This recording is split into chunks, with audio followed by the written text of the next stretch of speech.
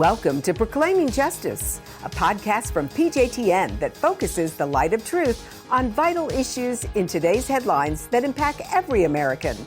I'm your host, Laurie Cardoza-Moore, founder and president of Proclaiming Justice to the Nations, and I'm here to educate, motivate, and activate you to action.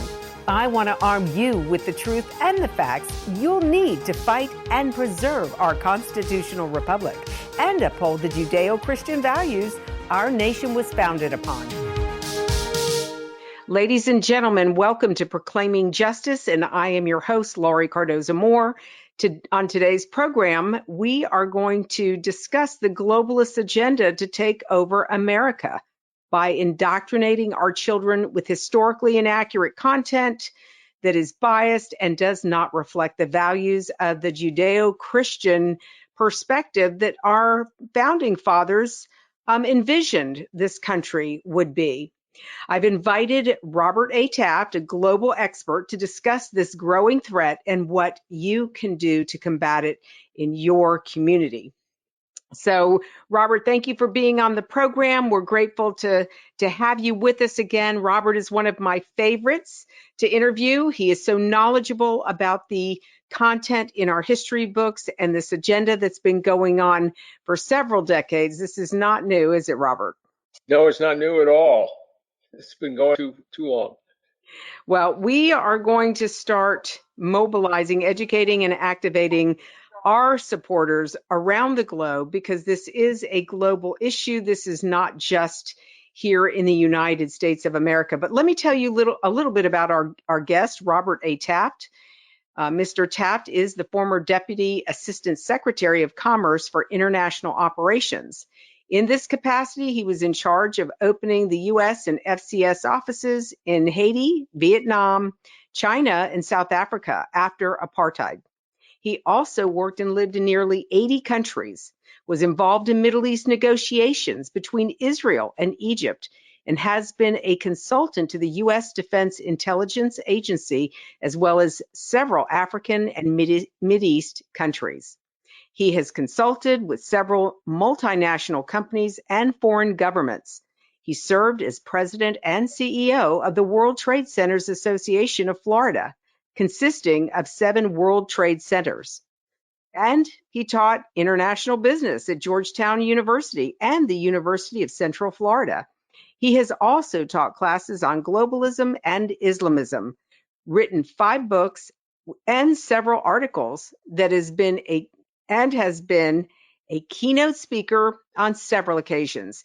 He was a member of the U.S. Foreign Service Board and Who's Who in America. So we are grateful to have you, Mr. Taft, on our show today. So, Robert, let's go ahead and get started. We're going to talk about, as you know, our organization, PJTN's mission is to educate Christians around the world about their biblical responsibility to stand with Israel and the Jewish people against the rise of global anti-Semitism. And of course, we accomplished that mission by producing award-winning documentary films, television programs, and programs like this podcast in order to educate Christians, to equip them so that they can stand in their communities and challenge these powers that be with regards to our children's education. And it doesn't matter if you have children in the education system, grandchildren. If you are a tax-paying citizen, this program is for you. You need to hear this information. You wonder why we're losing our children, and the violence is still erupting on the West Coast in Oregon. Well, we know why, because of what our children have been indoctrinated with in their curriculum. So, Robert, we know that, our education system has been corrupted by by globalist influences, and even Islamic countries like Saudi Arabia, Turkey, Libya, and Qatar. These are all countries that have been involved in our textbooks. They are the shareholders in the majority of the textbooks actually used in the United States, but also around the world. But education is being destroyed intentionally by dumbing down the public, making individuals into a collective society of universal people, and making them more dependent on government. And of course, this is the globalist intent. The globalists want to use China as the biggest market. We know that, and the cheapest labor to succeed the U.S., to be marginalized, which is what the UN has been trying to do since 1950, as I've stated. So, Robert, let's talk about this issue, the origin of globalism and the Illuminati, the Rothschild Illuminati. You're very familiar with Nathan's Pledge and Congress of 1815. Let's start there. Tell us about this whole movement, how it started, and how is it affecting us today? Well, that's a lot to cover in one question, but let me try at the beginning. Mayor Rothschild was a banker in Germany, and in 1772, just about the time our country was being formed, he got together the wealthiest people in Europe, and he basically told them, we can take over the world.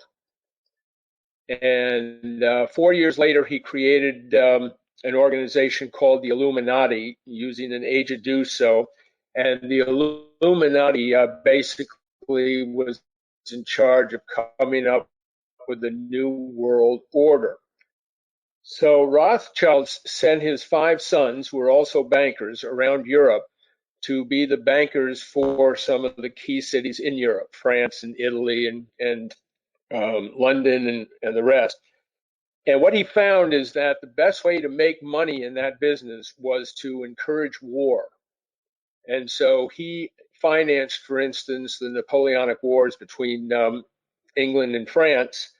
He made a bundle of money doing that. And at the end of the war, both countries came to the Rothschilds for reparation monies to bail them out. And it prompted Nathan Rothschild to say he didn't care who sat on the throne of England. He could control the country if he could control the money. And so in 1815, with the defeat of Napoleon, at the International Congress, the Rothschilds proposed that they start with a new world order and eliminate countries, move toward a central government with central financial powers. And everybody kind of agreed with that because they were all indebted to the Rothschilds at the time, except for the Tsar of Russia. And because he disapproved of this, that whole movement was kind of scrapped for the time being. And it really, really bugged the Rothschilds.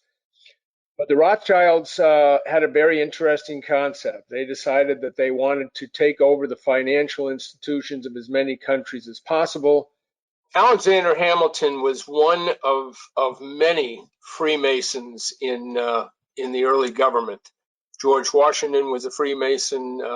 Alexander Hamilton, who was really his executive aide during the war, and a number of others were. And they became known as the Federalists. Now, the importance of that is that Freemasons go back since before the birth of Christ, and basically they were globalists. They believed in the New World Order centuries ago. So it was Alexander Hamilton started the first central bank in the United States, and he did it with the Rothschilds. So the Rothschilds really ran the central bank of the United States from right after George Washington was elected all the way up to the time Andrew Jackson threw them out of the country because they were favoring big business and not small business. Lincoln also didn't succumb to the Rothschilds during the Civil War. He printed greenbacks, which were based on U.S. currency only, and the Rothschilds lost out. The problem then comes in 1870, when the United States, because of the Civil War, found itself really hard-strapped for cash. And so Well, they needed Robert, a loan at that stage. Let's just pause here for a minute because I want to talk a little bit about that. I think the audience needs to hear this. This was the 1871 Act came into play in this most recent election in 2020 with President Trump and um, Vice President Joe Biden. Excuse me. And it was interesting that as I kept hearing more and more about the Act of 1871, I started to do research myself, and there was absolutely no information that I could find about this act. And then I came across some information. I kept digging deeper and deeper. I came across the Act of 1871. Explain what that act was. Well, there were a couple of things that were happening at the time, and that's why there's confusion over exactly what that bill was. That act was really prompted to make the District of Columbia independent. It wasn't a state, it wasn't a territory. So what they did with that act of 1871 is they incorporated it into a corporation. And that's why it has that kind of strange flavor to it even to this day, because it was incorporated. Now, what a number of people believe is that when they passed that bill, and the reason they passed that bill is they really did need money, and they got the money from the Rothschilds. And so people thought that in making DC a corporation, it tied it into London and into the Vatican, and it made it kind of a three-way deal where forever and ever the United States was going to be locked into the Bank of England and to the Vatican. What actually happened in that bill is that they incorporated the District of Columbia, but they did not incorporate the entire United States. Now, some people would say, well, they did. It's a conspiracy theory, and we changed the Constitution. We lost our rights. We did this, we did that, and we sold out to the globalists around the world, the big healthy bankers. I don't believe that theory. I think it was timely because it was the start of the Industrial Revolution. Big companies were making a lot of money, and it appeared like the United States had sold out to the international business community. I don't think that was actually the case, and so therefore I don't think it undermines the Constitution the way a number of theorists think. In reality, however, especially if you look today, but going back to the 1870s with the Industrial Revolution, it was a period of time when U.S. business became incredibly powerful. We had all of the industrial renovations, we had the Carnegies, we had the Rockefellers, we had the Fords, we had all of these people who were beginning to generate big sums of money. And as a result, it created a wealth gap between the very rich and the rest of us. And this was something that the progressives actually were opposed to. But what happened is that they began to believe in Darwinism, in social survival of the fittest. And so the progressives began to think, maybe what we need is a superior group of people. And what we should be doing is weeding out the weak, weeding out the homeless, weeding out minorities, weeding out the disabled. And so we can form really a superior race, which is, of course, what a lot of different nationalities have tried to do. Mm-hmm. But so what happened is because the the globalists were making so much money, and the progressives wanted this kind of superior race, they realized that the way to get there was through education. And what they ended up doing is they combined forces, and the globalists, led by the Rockefellers and the Carnegies, got together with the progressives, and they instituted what is called scientific social engineering.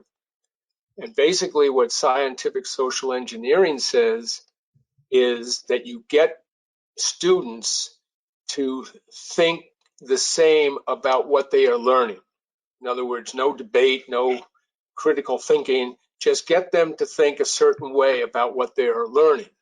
And this, of course, has led to indoctrination. You know, if you're not thinking critically about something, you basically tell the student this is what it is, and the student just has to accept that as truth.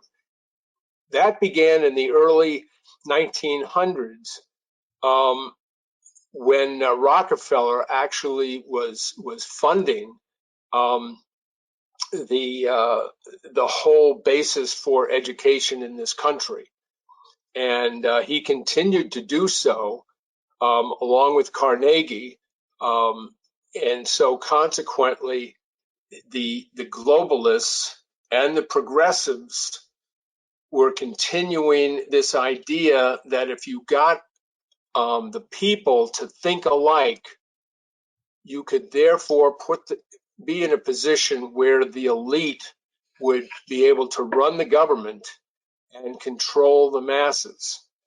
And so this is something that actually started in the early 1900s, and people today, of course, are thinking the same way. So it's one of those things. I mean, we could write a book about this whole thing. But the fact of the matter is that because of what the globalists did to education, and because of what the progressives did to education, we got into a situation where by the 1960s, and I'm jumping ahead here, the federal government made scientific social engineering the way to go for public education in this country. Let's just hold for a second. I want to go back to discuss something that you mentioned earlier about Andrew Jackson. That Andrew Jackson was not a happy camper with these globalists, or with the globalist agenda, that because they were destroying small businesses. Talk a little bit about that, because that sounds, we look at what's happening around us and we think that the issues we are confronting in our generation are new and that other generations didn't see this. But Andrew Jackson, of all people, he was concerned about the big business coming in and stifling the smaller businesses. Talk a little bit about that. Well, back then, what was occurring was that companies would come in and they would get charters for certain projects. It was a time of development, and they were thinking about building this and building that and roads and all this other kind of infrastructure kind of projects. And what would happen is that the big companies would come in, Congress would approve these things, and the central bank would okay the charters. And the charters basically all went to these large corporations. So the entrepreneurs that wanted to get involved, or the smaller companies that wanted to get involved, they were rejected from getting these charters. And so Andrew Jackson, who was very much, even though he gained in prominence and whatever, he was very much of a average citizen kind of guy. He was kind of like Trump in that sense, because he was wealthier than most, but yet he was looking out for the small guy. And so he came in and basically he told the central bank, I think it was in 1833, you guys are getting out because you're the cause of of this kind of corrupted system of just giving the business to the big guys and whatever. So you can imagine that he was not very popular with either big business or with the Rothschilds. Mm-hmm. So it took him a while to do it, but he did what he did. He did a brilliant thing. He paid off all the U.S. debts. He cleaned our financial system to a point where they didn't need the central bank, and then he basically booted them out. Mm. By doing that, he opened up the whole chartering business and allowed smaller and medium-sized companies to prosper and to really do well. So he opened up the economy for a much broader group of people. Otherwise, quite frankly, if he hadn't done that, I think the big business corporations would have been running this country far sooner than they did. Mm-hmm. Mm-hmm. Mm-hmm.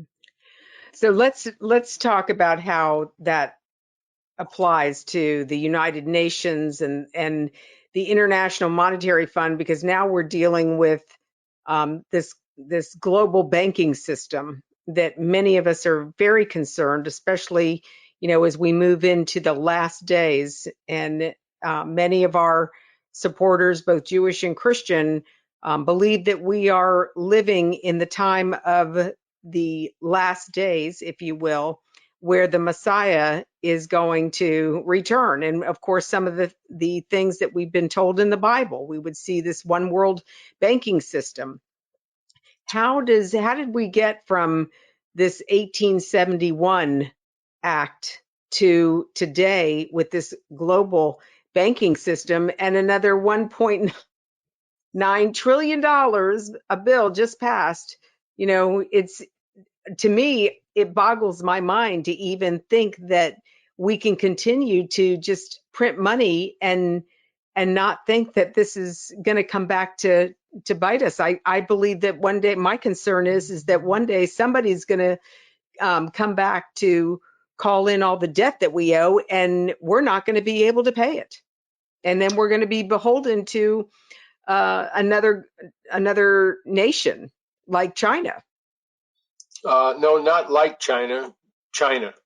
Like, Um, well, it's a long road from how this started, but let me try to make this as cogent as possible. In 1921, the Europeans formed an organization again to support this New World Order idea, and at that time, the Rockefellers and the Rothschilds joined forces. There were two things on their minds. Rockefellers were very big into oil, and the Rothschilds, of course, were very big into banking. Now, the Rockefellers were into banking as well, but the real balance of power there was oil on the one side and banking on the other. So they got together with the idea in mind that the Rothschilds and the 8 wealthiest families there would control Europe, and Rockefellers would control the Western Hemisphere, and the rest of the world would have to wait until they could have a lock on both of those. But it was the first move really towards a new world order, and the group that they formed in 1921 was called the Council of Foreign Affairs, which a number of our presidents have been members of, including both the Bushes, the Clintons, and a number of others. But they were a globalist organization with the long-term range idea of having a new world order. And that's why when you have somebody like a Donald Trump come up and say America first and the MAGA policy, this goes against everything that the globalists have been moving toward. So that's one thing to keep in mind. But what happened is after World War I, they developed a bank called the Bank of International Settlements, and it really was to make reparations to Germany after the war and that sort of thing. But after and President Roosevelt or President Wilson, I'm sorry, created the League of Nations, which was, again, this kind of unelected body which was global in nature, but which was supposed to bring peace and harmony to the world. Well, that was a disaster because World War II broke out, 20 some years later. So at the end of World War II, they decided that they would create a stronger organization than the League of Nations, and it was the United Nations. And of course, it was backed by the 8 wealthy families, the Rockefellers, all the oligarchs in the United States, like the Carnegies and the Fords and the Vanderbilts. Mm-hmm. And they were going to get together, but they knew if they had the United Nations, that was a body that could become the vehicle for New World Order. The difference being that it was an unelected group of people. So you could actually put the people in power without the masses voting for these people. So it would be a very undemocratic process, but that's what they thought. But they also knew that in order for the United Nations to really have teeth, it needed to have a financial contemporary group. And that group turned out to be the International Monetary Fund and the World Bank. But what was behind both of those banking organizations?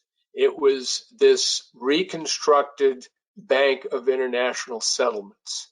Now, the Bank of International Settlements was kind of like the central bank of all central banks. It basically regulated them. It was the bank that bankers came to if they were in trouble financially. And so what you created here was a United Nations with government capabilities, and then these 3 banking institutions. One was the World Bank. It provided monies to the poorest countries in the world, and in order to get that money, those countries had to abide by whatever the United Nations and the World Bank told them to abide by. The same thing was true of the International Monetary Fund, the IMF. That basically gave money to countries like Argentina and others that were kind of in the middle grade. But they also had to adopt the fiscal and monetary policies dictated by the International Monetary Fund. So those 2 institutions had control over a number of countries around the world. By the same token, the Bank of International Settlements, with their wealthy families, invested in 80 of the central banks around the world. And so consequently, if you look at the U.S. central bank, our Federal Reserve, a lot of the investors are members of the private sector, of the banking communities. So again, it's one of these where the people who have the money get to control how things operate and how things work. And they can, if you control the money supply, then you can either make a country wealthy or you can make a country broke. Mm-hmm. And if you put this in the hands of the central banks to control monetary and fiscal policy, and those central banks are getting their orders from above, from really the globalists, the world globalists, then basically they can control any economy they want to. Right. So go ahead. Well, just to give you an example of that, remember back in the early 1900s, we had this wonderful housing boom and everybody was making money and countries around the world were making money. Everybody was doing very, very well as long as interest rates remained low and building was going strong, et cetera, et cetera. Well, why did that crash? It crashed because the central bank stepped in and raised the interest rates. The whole thing fell apart. Again, it shows how the central bank can make the economy work okay and get heated up, and just like that, it can make it go in the other direction. So this is what Nathan Rothschild had in mind years and years and years ago when he said that I don't care who is sitting on the throne. If I control the money, I can control the country. So this sounds a little bit like what we hear happening with George Soros. He seems to, is this about the time that he comes into play on the scene and Well, starts, Soros came into play around, he's been kicked out of a number of different countries for his shenanigans, but unfortunately he landed in this country and he's been ruining it since 2004. mhm. He is a disciple of the Rothschilds, George Soros is. And but the interesting thing here about what's going on in the world today has more to do with the Middle East than people understand, people realize. And if you would let me go into this a little bit, I'd like to share with you how this whole thing is shaping up. Yeah, absolutely. This is as this is front and center the most important issue to our organization because again, as we live in the last days, we know that the whole world's attention is going to turn toward Israel. It's why we have our Focus on Israel show. We're trying to get Christians to reorient their thinking from, the United States centric to what's happening in Israel and how is Israel in the center of all of this that is going on. Well, let's start with how Israel came about in the first place. Um, First of all, the Jewish people were occupied a lot of the Palestine area up until about 600 BC. And so they always kind of wanted to go back to that area. The Rothschilds, when they got together with Rockefeller, they realized that oil was really big in the Middle East. So the Rothschilds wanted to get a presence in the Middle East. And so they convinced the British after World War I to talk to the Saudi family. The Sauds were one of three big families that occupied the Arabian Peninsula. And two of the families said, no, we're not letting Israel into the Middle East. And the Saud family, they said, yes, we'll let you do it if you give us the Arabian Peninsula for our country. And so the deal was struck, and Saudi family named the country after their family and called it Saudi Arabia. And so it occupies most of the Arabian Peninsula. In turn, Rothschilds got the territory in the Palestine region to put the Jewish people, and they called it Israel. And so this was a great victory for the Rothschilds and the Rockefellers, because after this arrangement happened, and Saudi Arabia became a country, the Rockefellers and the Rothschilds went over to Saudi Arabia and formed what is now known as Aramco, a big giant oil company, and now the United States, Europe had access to Middle East oil. Well, oil was going to be the engine to drive everything, and money was going to be the means to control everything. And so they really had it made. And consequently, the Middle East, if the Westerners and the globalists controlled the money and the oil, they would be able to control everything worldwide. And that's the way they believed, as long as the US dollar, which was the gold standard from the United Nations, as long as the US dollar was strong, they could run everything. The problem is that in the early 1970s, Richard Nixon shut the gold window for the US dollar, and so the dollar started to weaken, and people got concerned about this. But Nixon turned around and worked a great deal with Saudi Arabia, and the arrangement was this. Saudi Arabia, as a big oil producer, agreed to only trade oil in dollars, US dollars. So all countries that wanted to buy oil had to do so in US dollars. So the dollar strengthened as a result of this arrangement, and the dollar became known as the petrodollar. Okay? Oh, yes. Now we understand where petrodollar comes from. Yeah. So what happened was that situation was perfect, but China and Russia had different plans. China and Russia being an oil producer itself, it looked at the Middle East and it said, gee, the West has got Saudi Arabia under control. Now they've put Israel in there, and Israel is a democracy. How in the world is China and Russia going to make inroads into the Middle East?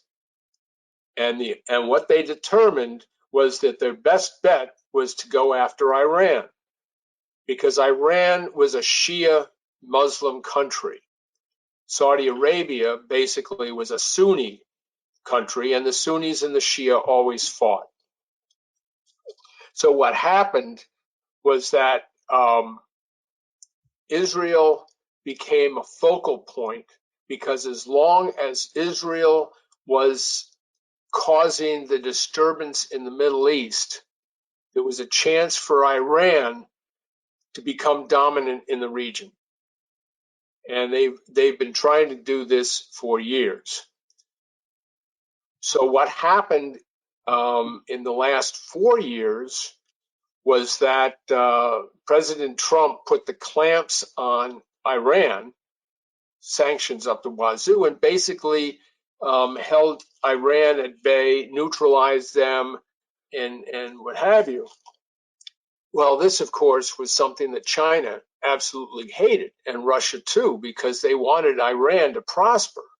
But as long as Iran was on the ropes, the other Middle East countries said, okay, it's time to loosen up and whatever. So you might remember that last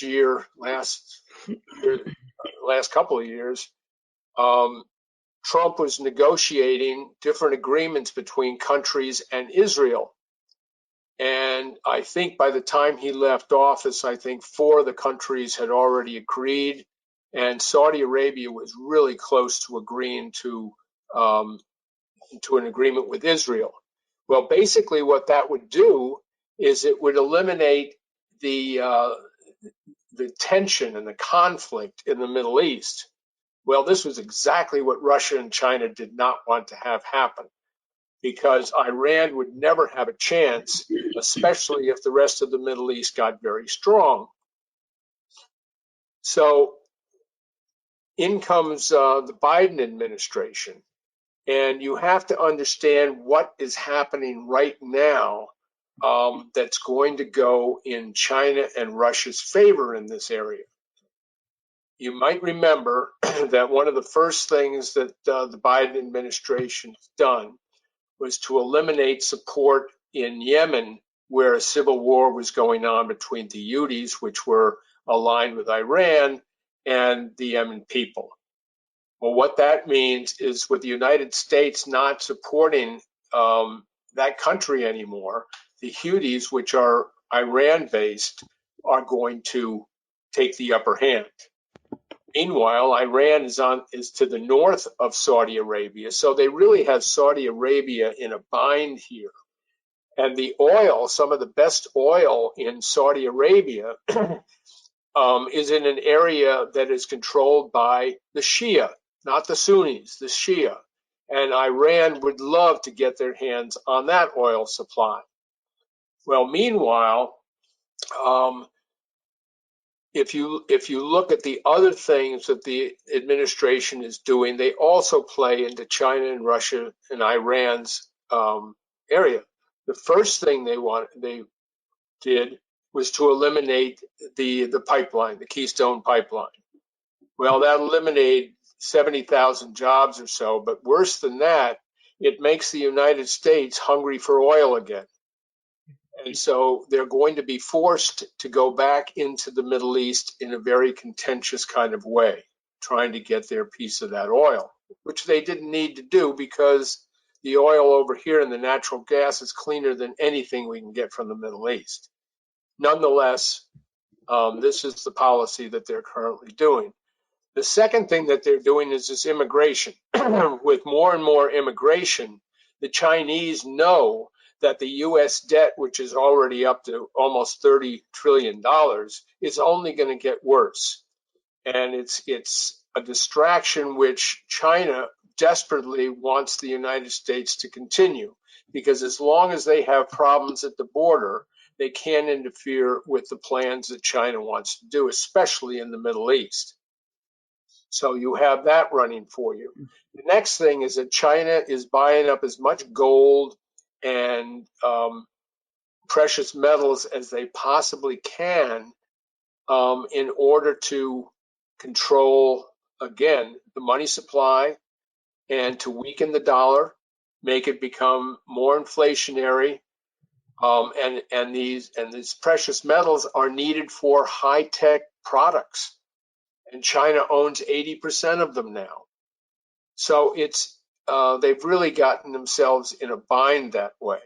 So what is happening is that the United States, whether they're conscious of it or not, is supporting the China-Russia plan to bolster Iran.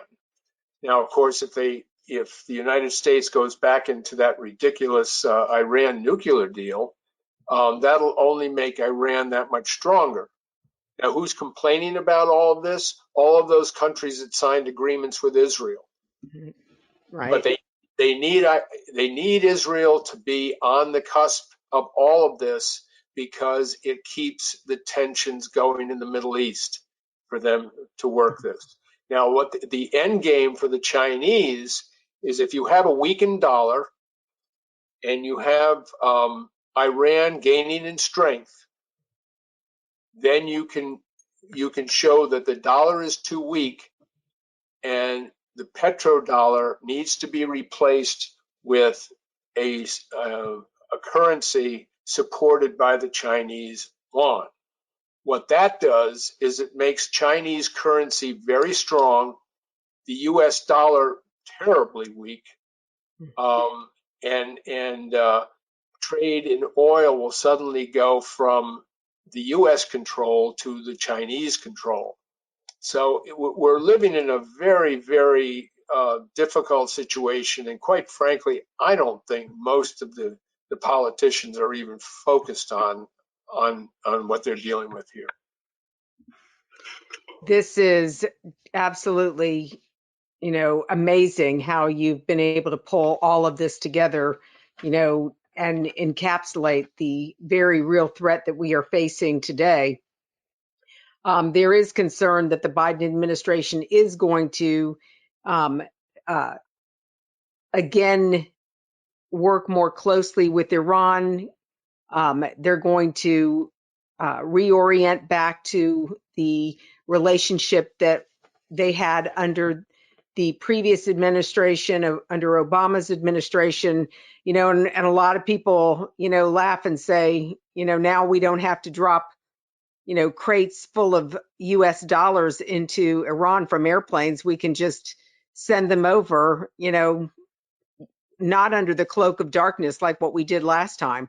And it's very frightening to see these policies be back in play. And so I have to ask you, this was Obama's policies, and now it seems like Biden is walking in his shoes. And there's talk that Obama is working, behind the scenes, quietly behind the scenes, reorchestrating his agenda under this administration. Do you believe that that is in fact the case, Robert?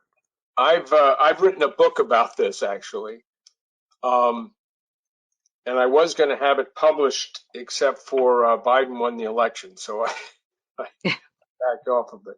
But basically, what it does is it goes through the last 4 years of how Obama's shadow government has really been running things from behind. All of the opposition you've seen on Trump, all of it is coming from Obama. You have to understand that when Obama came into office, this was the opportunity to change America significantly into a globalist society with open borders and doing everything that the United Nations wanted to do. He had the support of the Bushes, who were strong globalists. So all the way back to Ronald Reagan, although he was not a globalist, all the way back to his time, you had presidents who were on this path towards globalism. And you had the support of companies, you had the support of George Soros, you had all of these elements working against what Trump was trying to do, saying that, oh, we're a nation, America first. And can you imagine, as an American, how anyone could be so vilified, if you will, if I can use that word, by the words, make America great again?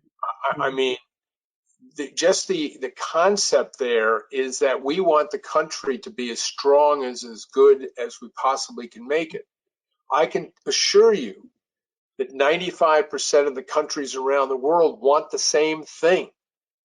We just have the opportunity and the ability to do it. And for half of this country to be opposed to that concept is absolutely mind-boggling. What's even worse, though, is for the country to work against us. Now, just very briefly, I'll just go through this and just contemplate what I'm saying here. China has learned from the globalists. The globalists realized that in order for them to take over a country, they needed the media, academia, business, government, and the law system, correct?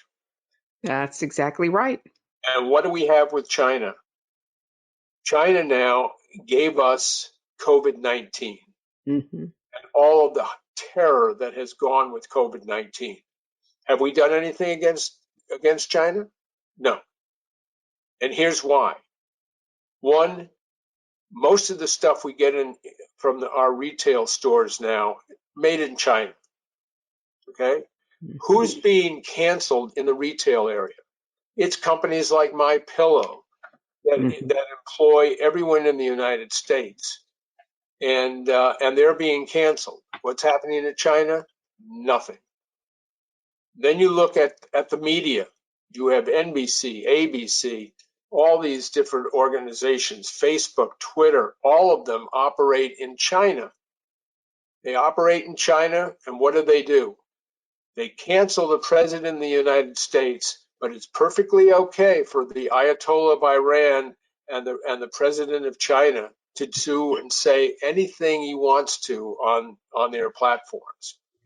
Okay? 20 companies right now that are backed by the Red Army of China are operating in the United States.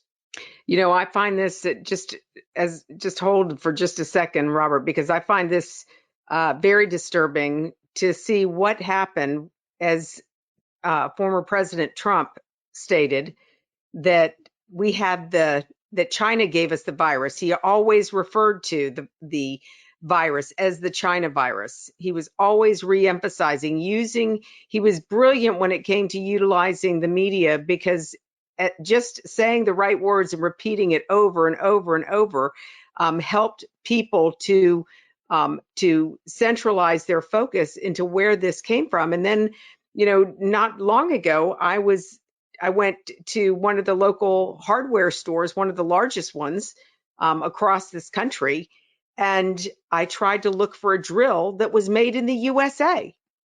I looked for drill after drill. I mean, I thought, seriously, we've got to have companies that still make things in America, excuse me, on the shelf.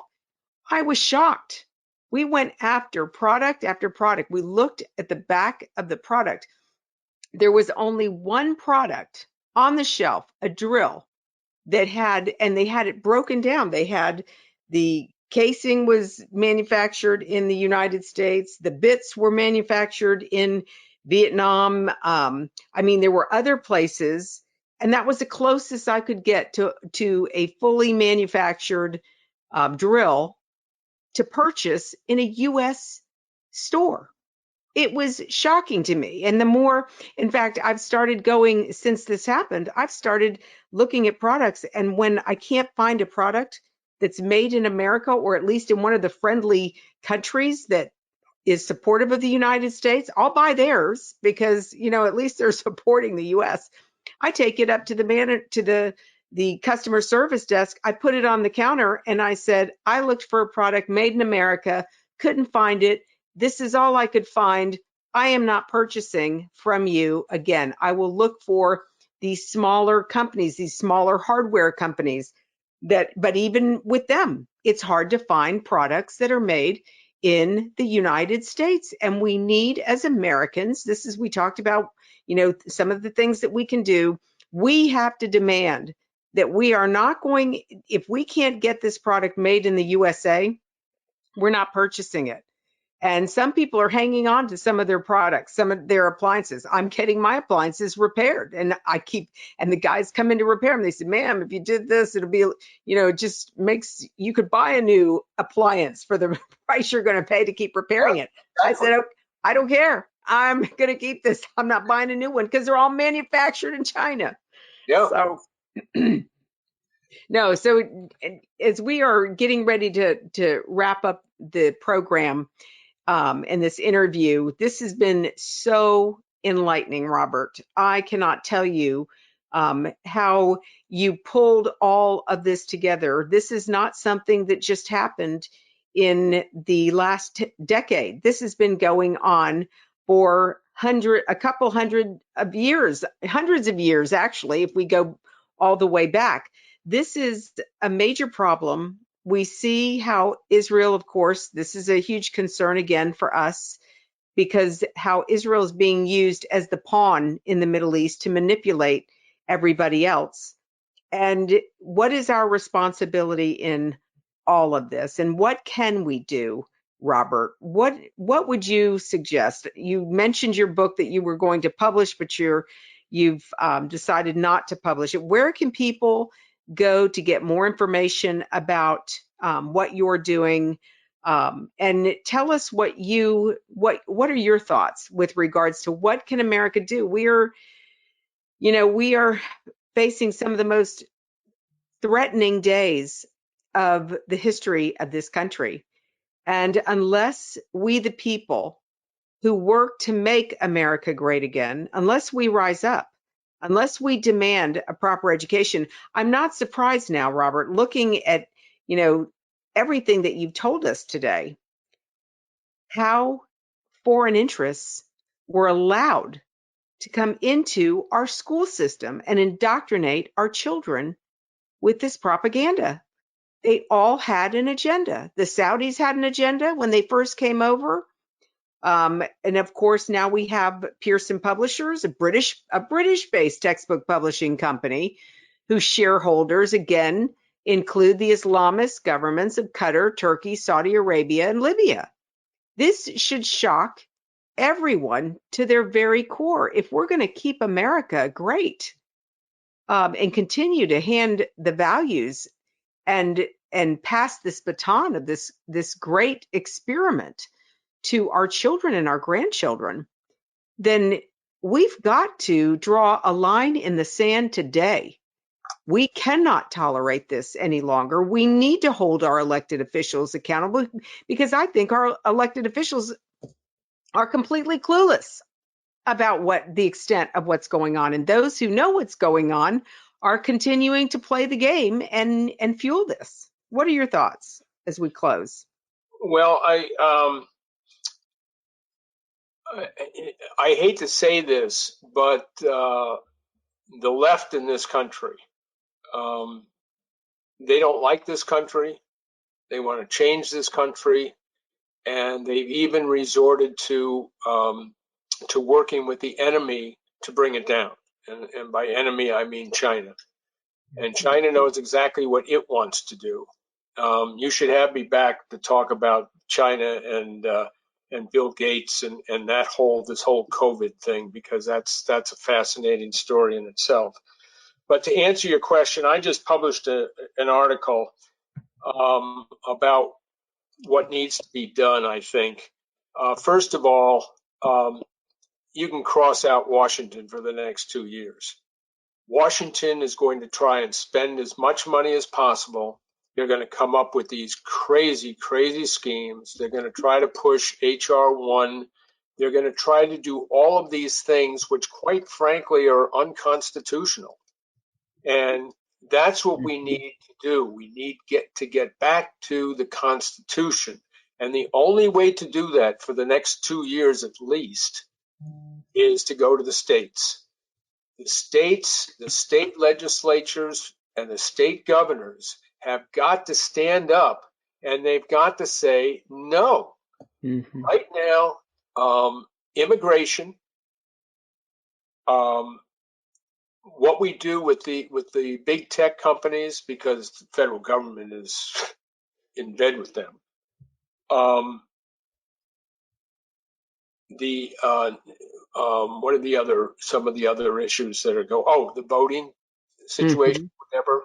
These are duties and responsibilities that by the Constitution belong with the states. They do not belong with the federal government. So let me give you a very stark example right now.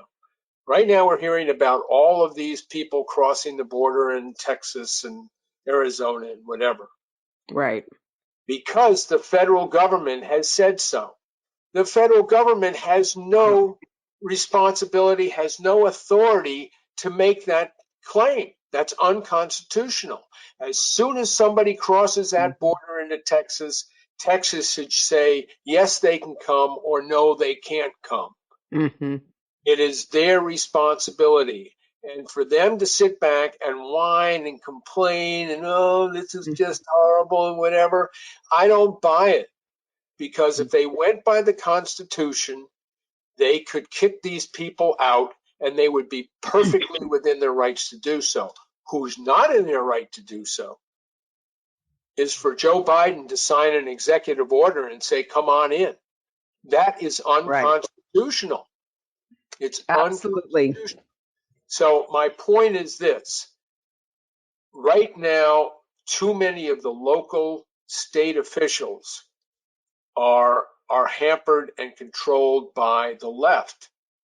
And more conservatives have got to go out, especially in education positions like superintendents and school boards and that sort of thing. And they have to make their presence known. If parents sit back and moan and complain because of what their kids are learning in school, that's not going to help anything. Absolutely. They got to get on these boards that make decisions and do it. And the piece that I sent you to take a peek at gets to the heart of this. Right. You know, it needs to get out there. People need to see this, and they have to start running at the local level, and especially in the education area. Otherwise, we're totally going to lose that area. Absolutely. Absolutely. Robert, I just cannot tell you how grateful I am to have you on our show today to lay all of this out. I agree 100% that we have got to start educating, activating our community, mobilizing our community, county by county, state by state, to reinforce the only sure firewall against this tyrannical government who is operating unconstitutionally. And you're right, it has to go back to the state legislatures. I even sense that even within the legislatures, and a lot of them, I was listening to an interview yesterday, a lot of these state legislatures you have Republican controlled legislatures, but they're still allowing all of this garbage to go on. They don't stop it. They don't stand in the way. And I heard someone speaking about the fact that um, there isn't going to be any change because the Republican leadership, the rhino leadership of the Republican Party, basically on the federal level gives the marching orders to the state level. And if these guys on the state level want to get anywhere or do anything or accomplish anything, even within their states, and not get the kibosh put on it, they better go along with the party. But it's time for our local officials, our state legislators. We need to, ladies and gentlemen, as you are listening to this, you've heard me say this over and over. We have got to hold our elected officials accountable in the legislature. We need to, our state government needs to push back. We're seeing it by governors like Ron DeSantis in Florida. We're seeing it with governors like Kristi Noem in South Dakota. I think even in Mississippi, and it looks like Texas is finally starting to push back, even with the mask mandates, not making it mandatory anymore. So all of these little things that we're starting to see, it seems like some of the governors, some of the other governors who are now following Noem's and DeSantis's lead are finally getting a backbone. But that's only going to happen when we, the people who decide whether they're getting elected or not, let them know how we feel. But then, of course, we have to go down even further down the chain. We got to go all the way back to the city aldermen, the county commissioners, the local school boards. These people determine, our mayors, they determine what happens in our communities. And we need to be running for office. Our government was never set up to create career politicians. It was the responsibility of civic-minded citizens to give a few years of your time to run for office and then go back to your community, go back to your business, and continue to live your life. But we have created a monster. And unfortunately, this monster is devouring, putting us in debt. And we, our children, our grandchildren, our great-grandchildren, I even hate to think, Robert, how far back we have to go. How many generations back are going to have to pay for the debt that we are incurring right now as a country, and the freedoms that are being robbed from us. So, ladies and gentlemen, Robert, where can people learn more about what you're doing? Do you have a website to share? How can people connect with you and learn more about what you're doing, where you're writing, where your articles are being published? I'm doing some work with Epic Times at the moment. I had been working. I was a contributor with Western Free Press. I took down my own website because I lost the people who were actually running the website for me, and I'm just not technologically up to doing that. I do a lot of things by email. I communicate on a regular basis with 35 states, and these states are Republican-led states. I communicate with the Republican parties there. I communicate with the state legislatures there. I Fantastic. communicate with the governors there because, again, it's a direct thing. But what I'm looking for is I need more people to go right there to the source, to approach these people. And I do articles. I send these articles to these people so that they can at least get informed about what people are thinking and what have you. Now, let me just mention one thing very quickly. You'll see a couple of these states, Georgia being one of them, that are quote unquote revamping their election rules and what have you. None of them are addressing the voting machines themselves. Dominion voting machines are garbage. They're terrible. They're 20% owned by the Chinese, and they need to go. If we are ever going to have honest elections in this country, we need good voting machines and limited verified mail-in balloting. And if we don't have that, I don't know if the Republicans are ever going to win again. Yeah, this is a huge concern for us here at PJTN as well. These voting machines, we also know that the CCP has the backdoor key into these Dominion voting machines because they are an owner of this equipment. And those keys to unlock and get that information that's being stored in their machines, the US government, the federal government doesn't have the key. The state legislature doesn't have the key. Even the local election commission doesn't have access to that key, but the CCP does. Yep. And if they've got access to that key, boy, when election time is going on, there's no wonder that our votes are showing up in Barcelona or in Frankfurt or other foreign countries. Our votes are basically being laundered and then being sent back to our secretaries of state. It's out of control. So, Robert, this is fantastic. Please continue to send me your articles. We will post them up on our website at pjtn.org. If you are listening to this podcast for the first time, if you're not familiar with the organization, please go to pjtn.org, sign up to get on our mailing list, stay informed, get organized. First of all, you've got to be educated, and then let's organize, let's mobilize to take back local control of our communities. I want to close with the reality in the text of Scripture, again, to remind our audience. You know, we call our supporters PJTN Watchmen. And there's a good reason why, because in the Bible, God talks about the watchman, the role of the watchman. And he warned Ezekiel the prophet that when you see the enemy advancing upon a city and you fail to warn the inhabitants of the city, if any innocent blood is shed, it will be required of that watchman. However, if the watchman does warn the inhabitants of the city and the inhabitants refuse to take heed the warning, then if their blood is shed, it will be required of them. There is a strategy to take back our community, and it's found in the book of Nehemiah.